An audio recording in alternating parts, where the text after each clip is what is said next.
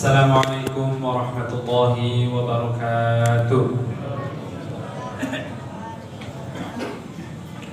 Alhamdulillah, wassalatu wassalamu ala rasulillah wa ala alihi wa ashabihi wa man tabi'ahum bi ihsanin ila yaumil qiyamah. Amma ba'd. Jemaah salat Masjid Darus Sa'adah yang dirahmati Allah Subhanahu wa taala.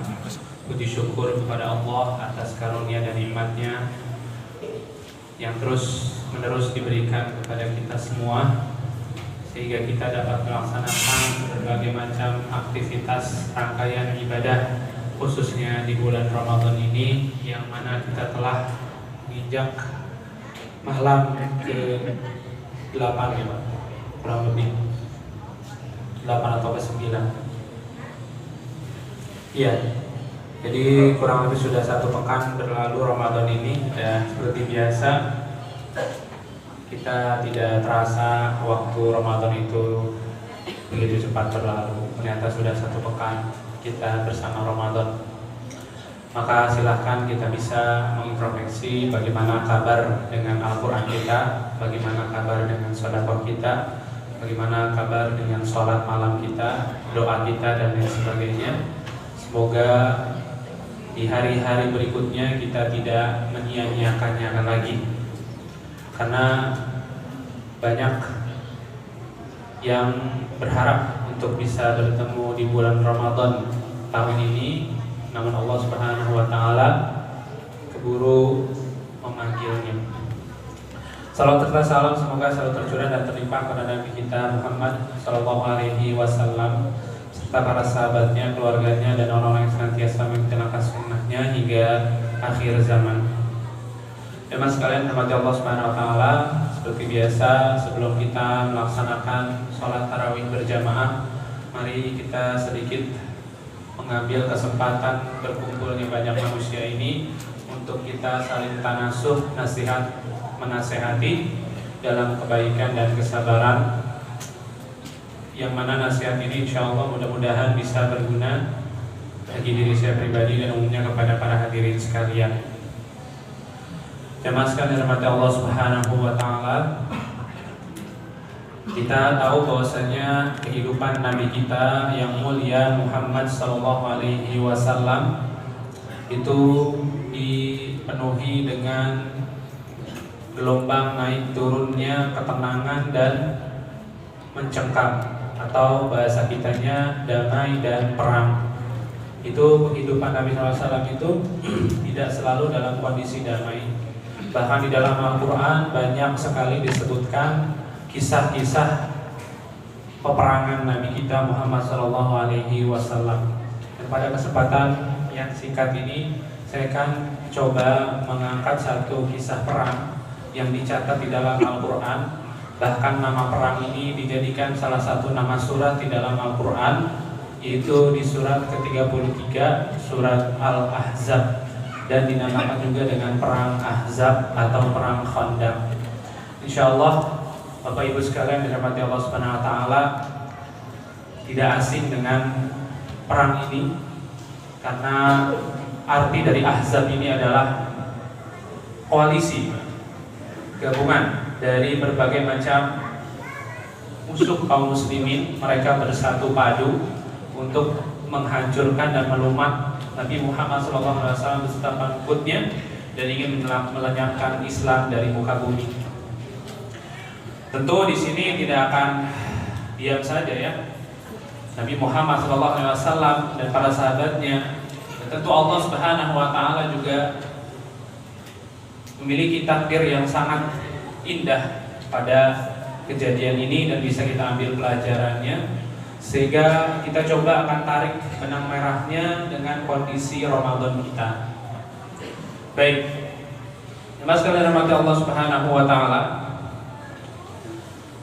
perang Ahzab juga disebut dengan perang Khandaq tadi ya. Kalau Khandaq itu artinya parit, karena memang dalam perang tersebut Nabi Muhammad SAW dan para sahabatnya melakukan tindakan defensif, bertahan dari serangan musuh yang berkoalisi. Jumlahnya kurang lebih 10.000 pasukan, ya, 10.000 pasukan dari berbagai macam suku, berkumpul untuk memerangi kaum muslimin yang ada di Madinah. Pada saat itu kurang lebih jumlahnya ada 3.000 pasukan. Ya, jadi sudah sangat kelihatan ketimpangan, tidak adilan jumlah dari pasukan musuh dan kaum muslimin. Ini belum selesai. Di mana di dalam perang ini Allah Subhanahu wa taala menyebutkan di dalam surat Al-Ahzab itu, di tengah-tengah ayatnya Allah Subhanahu wa taala membuka dengan firman-Nya, "Ya ayyuhalladzina amanu dzkuru ni'matallahi 'alaikum id ja'atkum junudun farsalna 'alaihim riha wa junudan lam tarawha wa kana Allahu bima ta'maluna basir." Wahai orang yang beriman, ingatlah kepada nikmat Allah Subhanahu wa taala kepada kalian ketika Allah Subhanahu wa taala mengirimkan bala bantuan tentaranya berupa angin yang sangat keras untuk menghancurkan musuh kaum musyrikin dan pasukan-pasukan yang tidak terlihat oleh mereka. Dan sesungguhnya Allah Subhanahu wa taala Maha mengetahui dan Maha melihat. Di sini Allah Subhanahu wa taala mengingatkan kepada kaum muslimin tentang kejadian di perang Ahzab, di mana itu adalah pertolongan Allah Subhanahu wa taala. Baik, bagaimana kondisinya? Kondisinya sangat mencekam. Karena Nabi Muhammad SAW pada saat itu dan para sahabatnya, kaum muslimin dikepung oleh 10.000 pasukan dan tidak bisa keluar dari Madinah. Selama berapa hari? Sekitar 24 hari diboikot. Tetapi kalau tidak seperti itu, kaum musyrikin, koalisi musuh tadi akan menyerang dan memerangi Madinah. Makanya di depan pintu masuk Madinah dibuat parit sehingga mereka tidak bisa memasuki kota Madinah. Di kondisi yang sangat mencekam itu, Allah Subhanahu wa taala pun menggambarkan, "Idza'ukum min fawqikum wa min asfala minkum wa idzaqatil absar wa balagatil qulubul hanajir wa tadhunnuna billahi dununa. Hunalika ibtuliyal mu'minuna wa zulzilu zilzalan syadida." Kata Allah Subhanahu wa taala, kondisi yang begitu mencekam sehingga gambarannya adalah mereka sedang diuji, digoncang dengan segoncang-goncangnya. Kata Allah Subhanahu wa taala, zilzalan syadida. Keimanan mereka benar-benar tergoncang pada saat itu. Karena bagaimana tidak tergoncang? Mereka diboikot selama 24 hari. Pasukan koalisi sedang mengepung mereka dan ingin menghancurkan mereka. Mereka hanya bisa bertahan di Madinah. Tidak hanya sampai di situ. Ternyata dalam kondisi seperti ini ada dua golongan yang disebutkan oleh Al-Quran. Golongan yang pertama, mereka mengatakan seperti ini. Wa idh yaqulul munafiquna walladzina fi qulubihim marad ma wa'adana Allah wa rasuluhu illa ghurura. Kondisi yang pertama adalah orang-orang munafik yang ada di dalam Madinah. Mereka menggembosi, menyebarkan isu-isu yang lebih membuat kaum muslimin pada saat itu yang lemah imannya menjadi takut, menjadi khawatir. Jadi ini musuh di dalam selimut.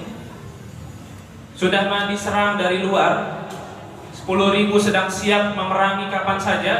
Kalau sudah tembus pertahanan kaum muslimin, sudah di dalam pasukan kaum muslimin banyak orang-orang munafik yang menyebarkan isu-isu seperti ini. Apa isunya? Mereka orang-orang munafik mengatakan ketika melihat kondisi yang sangat parah seperti itu, mereka mengatakan apa yang Allah dan Rasulnya janjikan adalah bohongan, adalah senda gurau. Ya. Mana kata Rasulullah? Ya, mereka ngomongnya gini kurang lebih. Katanya Persia dan Romawi akan takluk. Mana buktinya? Kita sekarang mau makan aja kesulitan. Ya. Ini Allah dan Rasulnya janjinya janji palsu, kata orang-orang munafik.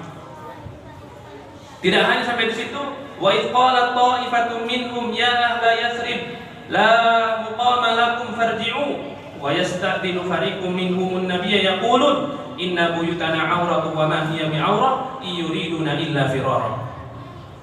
Di antara mereka pun mengatakan, wahai penduduk Madinah, ya ahla Yathrib, tidak ada tempat di sini, udah pulang aja. Di tempat peperangan kayak gini kita cuma capek doang. Ya, di perbatasan seperti ini kita cuma lelah saja, karena mereka benar-benar mengeluarkan seluruh tenaganya untuk menggali parit itu sampai mereka banyak yang kelaparan. Ya. Bahkan kisahkan Rasulullah SAW pun terlihat oleh sebagian sahabatnya, terlihat dari mukanya itu muka yang penuh keletihan dan kelaparan. Demikian pun para sahabat, mereka menggali parit dengan sangat heroik. Ada yang membawa batu dengan bajunya, sedikit demi sedikit. Terus mereka lakukan untuk menghalang kaum musyrikin. Di saat itu orang-orang munafik terus mengompori orang-orang beriman untuk pulang aja. Ngapain di sini? Farji'u. Akhirnya sebagian kaum muslimin pun yang lemah imannya kembali ke rumah mereka masing-masing dengan beralasan macam-macam alasannya. Padahal alasan tersebut itu diketahui Rasulullah SAW itu cuma pengen lari dari medan perang saja. Akhirnya mereka pun banyak yang kembali ke rumahnya masing-masing. Kalau kita baca kisahnya perang Ahzab ini di dalam kitab-kitab sirah, kita akan temukan bagaimana orang-orang yang tadinya ingin berjuang tetapi lemah dikarenakan omongan orang-orang munafik. Ya. Baik, selanjutnya golongan yang kedua adalah mereka orang-orang yang beriman. Walamma ra'al mu'minuna al-ahzab qalu hadza ma wa'adana Allah wa rasuluhu wa sadaqa Allah wa rasuluhu wa ma zadahum illa imanan wa taslima. Adapun orang-orang yang beriman, ketika mereka melihat hal yang sama sebagaimana yang dilihat oleh orang-orang munafik, yaitu al-ahzab, koalisi musuh dan musyrikin, mereka hanya mengatakan hadza ma wa'adana Allah wa rasuluhu. Inilah apa yang dijanjikan oleh Allah dan Rasul-Nya. Ya. Bukan membuat mereka gentar dan mereka takut sebagaimana orang-orang munafik tadi. Bahkan orang-orang munafik itu, Pak, ketika sudah takut dirinya, mereka ngajak orang lain untuk ikut takut juga. Nah, itulah kelakuan orang-orang munafik. Atau orang-orang berdosa secara umum, mereka akan mengajak teman-temannya supaya mengikuti seperti mereka. Kenapa? Dengan harapan banyak orang yang mengikuti, perbuatan mereka menjadi dibenarkan. Dan itulah yang terjadi mungkin pada saat ini, di mana kesalahan itu dianggap biasa saja. Karena kenapa? Banyak yang melakukannya. Jadi orang-orang munafik, orang berdosa dari dulu seperti itu kelakuannya. Ngajak orang untuk kaya dirinya, seperti dirinya.